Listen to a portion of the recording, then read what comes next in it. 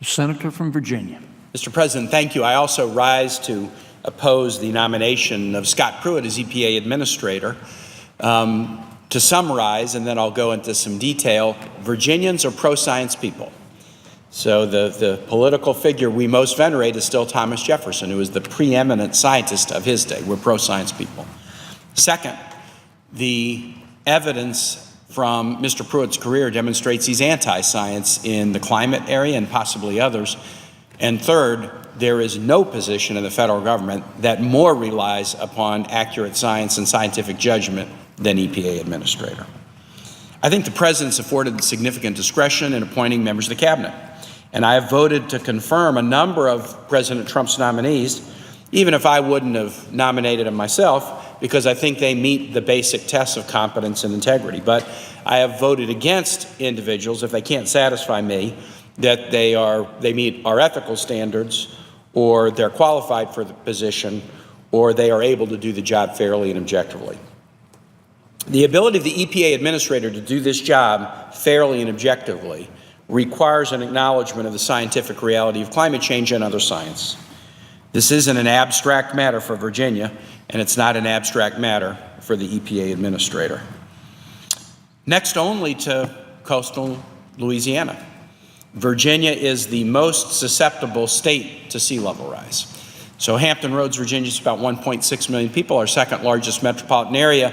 Not only is it a busy and thriving metropolitan area, but it is the center of American naval power and the largest base of naval operations in the world. It's the home port for the U.S. Atlantic Fleet.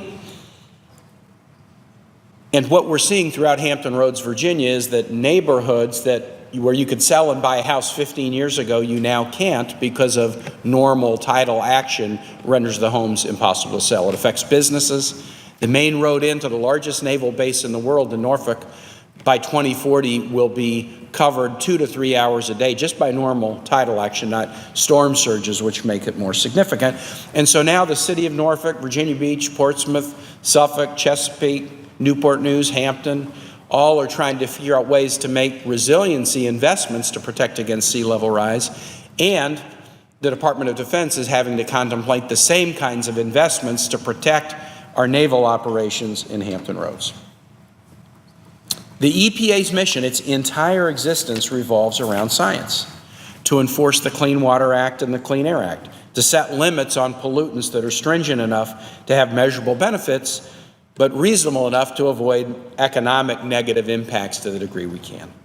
To pore over reams and reams of data and analysis and figure out whether a chemical in a consumer product is harmful, it takes science. To analyze whether fracking or some other method of extracting energy is dangerous to drinking water, or not dangerous, or somewhere in the middle, or what the right limit should be, it takes science.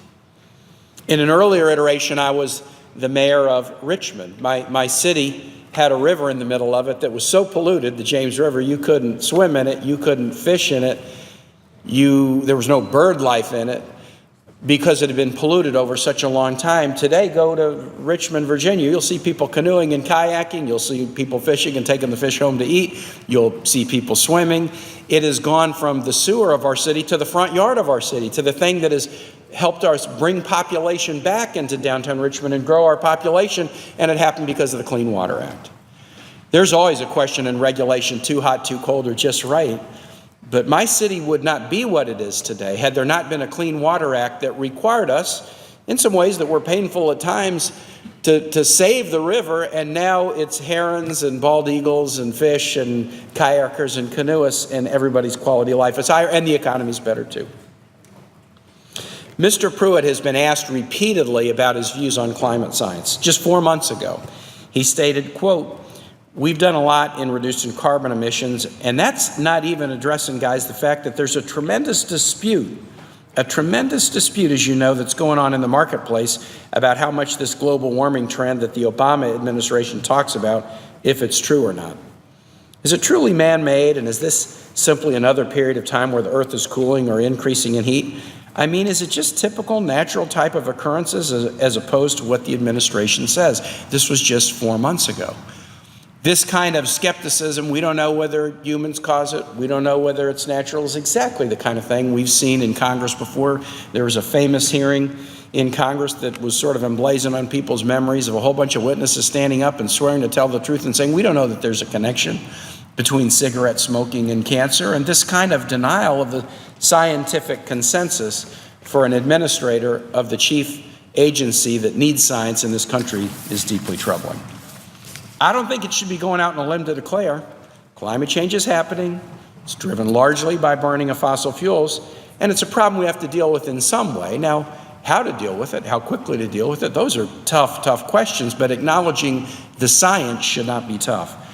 That acknowledgement of the science was the policy of a predecessor of mine, Virginia Senator John Warner, a Republican who introduced one of the first climate bills in Congress with Democratic Senator Joe Lieberman in 2006. This policy that we recognize science was the policy of the George H.W. Bush administration, which negotiated the UN Framework Convention on Climate Change more than 25 years ago. It was the policy that underlay the presidential campaign of one of our colleagues, Senator John McCain, in 2008. Acknowledging the science of climate change isn't a matter of political views. It's a matter of science and reality. And we can discuss and debate what to do about it, and I think those are some challenging discussions to have. That's fair game. Differences of opinion about what to do on it, that's fair game. But denying an overwhelming scientific consensus that climate change exists and that it's driven by human activity in the burning of fossil fuels, something that ExxonMobil scientists were agreeing to in papers written in the 1980s, not 4 months ago, in the 1980s, denying that is a denial of science. And I worry, if Mr. Pruitt denies science on this matter, what other science will he deny? And his record as Attorney General in Oklahoma bears me out on my worry to some degree. In virtually every decision, the Attorney General's office defended the interests of oil and gas, of big agribusiness, and basically the interests of polluters against the interests of clean air and water, which are the interests of our families and our kids. A New York Times article from 2 years ago, before Mr. Pruitt was nominated for this position, identified that when the EPA was looking at the potential impacts, not guaranteed, we're trying to determine if there are impacts of fracking on water quality and seismic instability, Attorney General Pruitt submitted comments on behalf of the state of Oklahoma that expressed skepticism that fracking was causing any problems. Well, why not do the investigation? Why not get to the bottom of it? Was the opinion backed by science that he expressed? Was it backed by a deep analysis that had been done by scientists or smart attorneys in Mr. Pruitt's office? No. In this instance, good investigative journalism determined that the comment expressing skepticism about fracking having any effect on water quality was actually written by an energy company, copied and pasted onto official Oklahoma letterhead and submitted to the EPA as representing the views of Oklahoma public officials. Would it be appropriate as the Attorney General of Oklahoma, a state that has significant oil and gas, to take into account the view of oil and gas producers on something as important as fracking? Absolutely. In fact, you would not be doing your job if you didn't take the views of those companies into account. But considering industry views is very different than taking their views and portraying them as coming from you, a holder of a public trust who's supposed to be working for everybody and not just one company or one industry. And Mr. President, here's one more example that I'll give you before I conclude, because I take it personally. Virginia is one of the 6 states in the Chesapeake Bay watershed. And I worked on this matter as governor of Virginia along with the colleagues in the other states in the District of Columbia, and we worked together with the EPA on how to clean up the bay. This is a treasured resource for Virginians.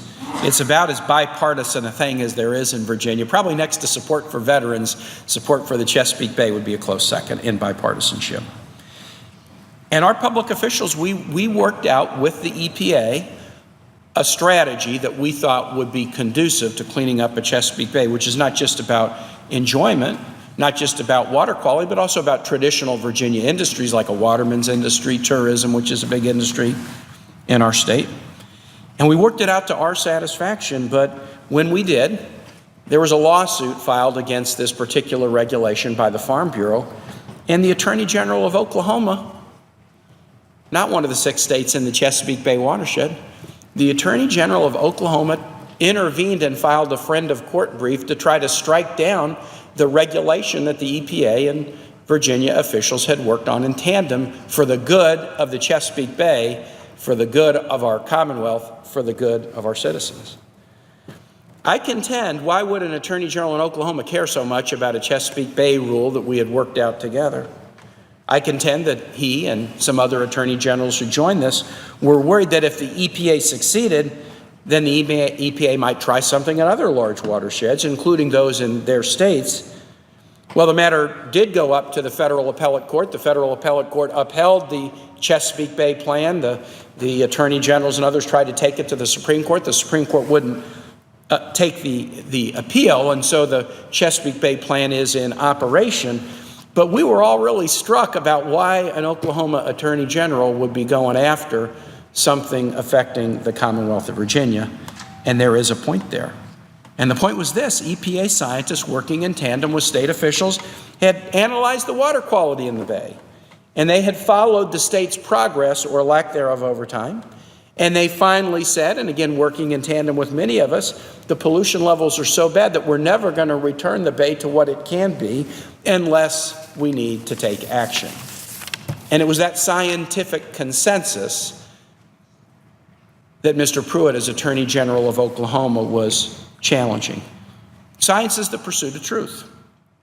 Science is supposed to follow where the facts lead, no matter what the scientist's initial views might be. Mr. Pruitt's record does not tell me he will follow the data wherever it leads. It tells me whenever there's a menu of option, he's going to take the option that's most beneficial to polluters rather than beneficial to public health. And I'll just conclude, Mr. President, say the point where I started on.